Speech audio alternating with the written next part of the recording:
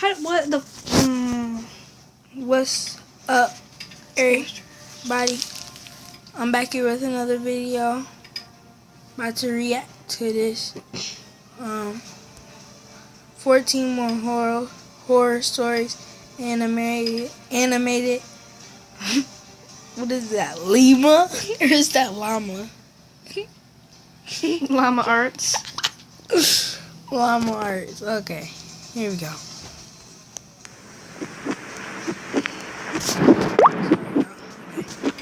How do I know them? True pizza delivery horror stories. I was out doing a delivery one late night. It was probably the longest drive I had ever taken for a pizza delivery. From the pizza place I worked at, it was a 20-minute drive, which isn't too crazy where I live. Plus, they ordered 4 large pies, so I figured it was a party and I would get a much bigger tip. Navigating the dirt roads at night was always annoying, though. I pulled up to the given address. It was some old, sketchy-looking building, literally in the middle of a forest clearing. There were no cars parked anywhere, or any lights on. I put my car in park and called my boss. I asked him to reread the address at least 3 times to make sure I typed it in right, but that checked out. I could tell he was in a really bitchy mood, and he told me to at least knock on the door and check it out.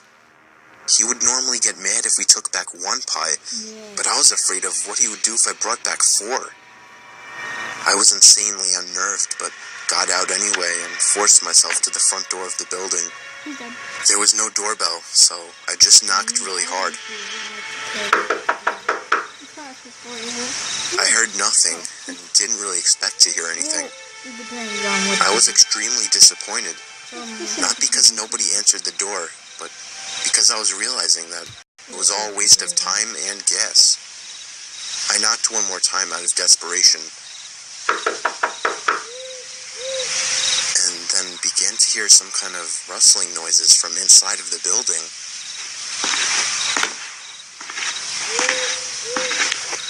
I knocked again and yelled that I was the pizza guy. There was silence now. I felt a bit more uncomfortable now than before. But before I could turn around, I noticed something at the window. There was someone looking through the window. I couldn't tell if it was a man or a woman. All I noticed were their eyes. Their eyes were open wider than I knew possible, staring intently at me. I was disturbed enough by this and dropped the pizzas and ran back to my car. The shitty thing wouldn't start until turning the key for the 3rd time. I drove off the grass and back onto the dirt road, but I felt the car rocking about, shaking and bumping. Something wasn't right.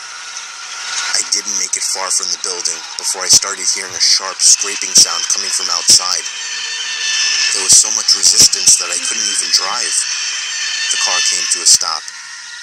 I got the car to check what the hell was wrong. A chill ran up my spine as I began to feel like my heart was constantly skipping beats. My tires had been slashed and had completely fallen off the rim. Not just the front though. All 4 tires were slashed. I realized somebody did this when I was knocking on the door to that building. Instead of running, I got back in the car and locked the doors. I was so close to that building, I could... Alright. This dude is obviously fakey. I mean, y'all can't believe everything. You know what I mean? See, I'm him. And I'm like, oh my gosh. Skill? No, come on, stop, I'm stuck. Poor dude. I'm not going nowhere. Oh, flip. No. You're gonna end up like that one dude that I'm reacting to. Why are you right in the middle? Alright, go. Keep watching it. Okay. Practically see it from where I was, if it weren't for the trees blocking the view. I dialed 911 and explained everything to the operator. She told me the cops would be over as soon as possible and that I need to stay hidden. I asked her if it was advisable to stay in the car or run, and she told me it would be best to stay in the car with the door locked.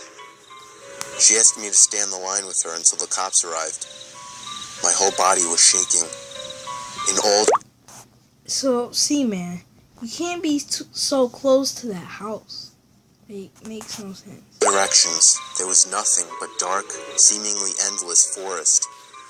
I knew it would take forever for the cops to get there. I was not comfortable with sitting in that car so close to whoever did this. The next part, though, is what utterly destroyed me. It still shakes me to this day, and I hope nobody ever has to experience this kind of fear. Jason's coming after him. As I was scanning all the windows, making sure nobody was outside, I looked in the rearview mirror, and it was the same person. The same person I saw at that window. Eyes open wider than ever. Bro. I could see now that it was a woman, and I could ever so slightly see a smile begin to spread across her face. I opened my door and full-on sprinted into the woods, not caring how much noise I made. I ran until I was out of breath, which didn't take long, and I hid behind a giant log on the ground. I tried to cover my loud with my hand as I waited and waited for what felt like hours, until I finally heard sirens in the distance. I love that siren. I gathered up all the stamina I had left to run all the way back in the direction of... I mean, police, when you're endangered, you love that siren. When you know you just did something real bad. I hate that siren. Now go. Okay. a dirt road. Eventually, the glowing red and blue lights came into view, and I had never felt better in my life. They were parked in front of my car, investigating with flashlights. I was yelling at them like a lunatic to help me. I fell to the floor and started to gag, almost throwing up from running so much. They picked me up and began to question me. I explained everything to the best of my ability. One of the two cars drove over to the building, and the two officers began to search the building. They came back with nothing except for a couple of spiky objects. These objects were exactly the same as the ones used to slash my tires.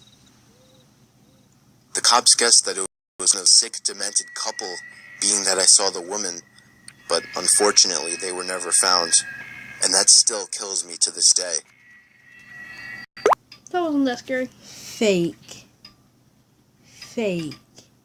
This is 56 minutes, so I'm gonna chop this up. Alright. The next day was really hot, so I turned on the AC for the first time. I don't know what's I checked every single and he had been eating my food ever since I moved in. I don't know. This is a creepy old man, I guess. Weird. Alright, I don't know. Yeah. Next. Okay, here we go. True haunting stories. Hunting stories. I'm the worst. I was doing some night hog hunting in the woods near my backyard. Why? I was hiding in the tower I had built about a decade Already, bro, why? What? That's not a sniper. ago. In case anyone's wondering, I of course had a night vision scope attachment.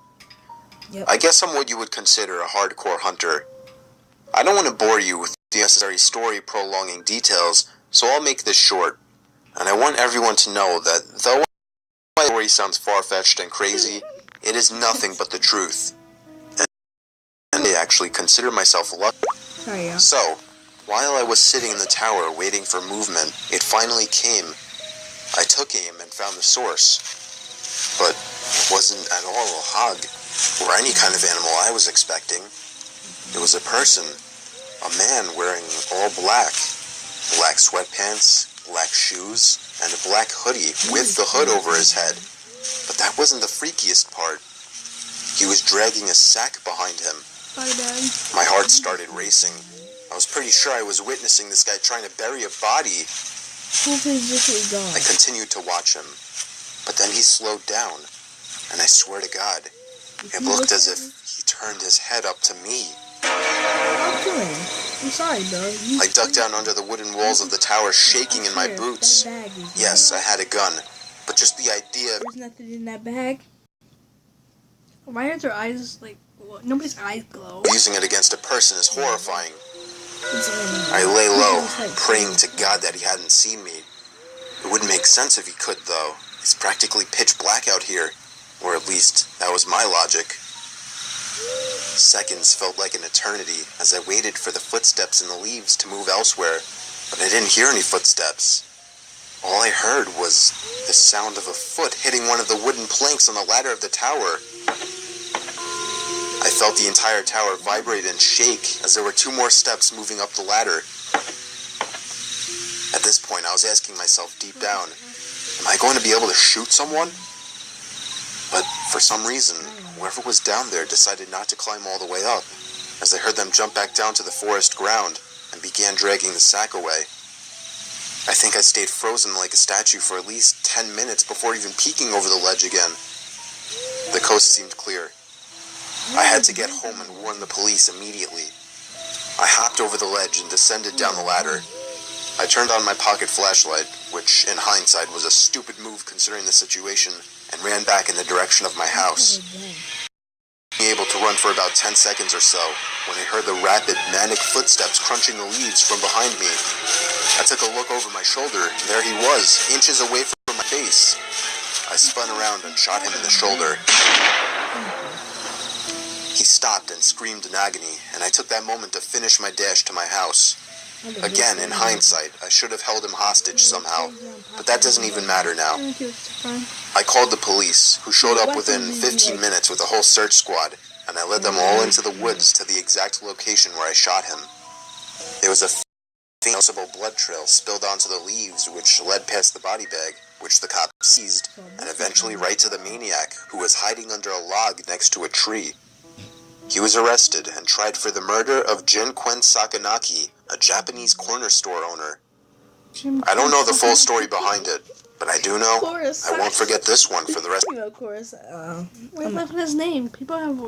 I'm gonna edit that out. of my life, and I'll also be telling it for the rest of my life.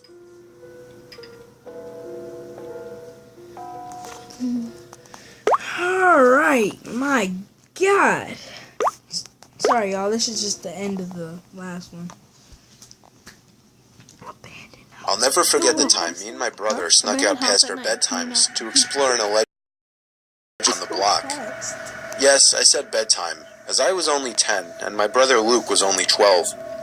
When our parents said to us, I went to Luke's room and we took a couple hand-powered flashlights with us and hopped outside through the window.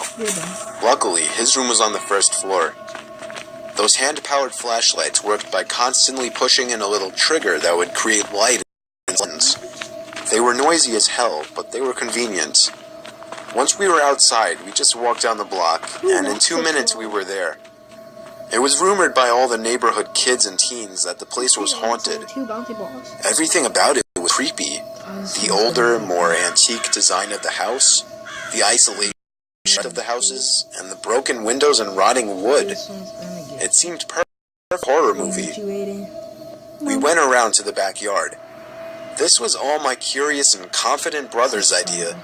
I was scared shitless. The door was locked, as expected. I felt a bit of relief, thinking we might just go home. But my brother made a shocking move next. He grabbed a plank of wood laying in the grass and began smashing the already chipped window. Eventually there was enough of an opening to unlock it and slide it up completely. We hopped inside and began cranking those noisy-ass flashlights. Immediately after entering the house, we both picked up on the fact that it was like 90 degrees in there, which was odd as it was a September night in the mid-70s. There was no graffiti or anything anywhere. In fact, it was relatively empty besides a few pieces of furniture that were clearly not worth taking along. It seemed we were the first to enter the house, shockingly, or at least from the back. We went upstairs to the main floor of the den area and continued cranking the flashlights. That's when we heard the slightest crack in the floorboards from right above us. What did they say? Alright, everybody. I'm gonna end this video in between this. if you want to watch the full video, the title's right there. Right there. I know y'all see it. Look at my finger. Look right above it. 14 more horror stories. Animated. By Llama Arts. By Llama Arts. I don't see no llamas. Do you see no llamas? Yeah.